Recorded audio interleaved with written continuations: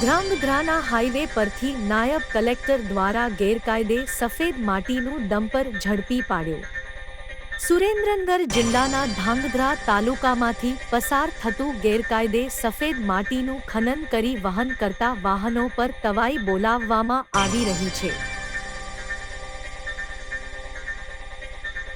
ત્યારે ધ્રાંગધ્રાથી માલવણ તરફ જઈ રહેલું સફેદ માટી ભરેલું ડમ્પરને દુદાપુર નજીકથી ઝડપી પાડ્યું હતું।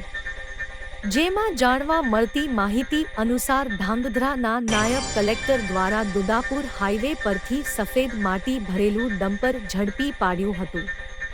જેમાં તપાસ કરતા કોઈપણ જાતની પાસ પરમિટ ના હોવાનું જાણવા મળતા નાયબ કલેક્ટર દ્વારા ખાણ ખનીજ વિભાગ સુરેન્દ્રનગરને જાણ કરી અને ગેરકાયદે સફેદ માટી ભરેલું ડમ્પરને ધ્રાંગધ્રા તાલુકા પોલીસ સ્ટેશનને સોંપી અને કાયદેસર કાર્યવાહી કરવા સૂચના આપી છે।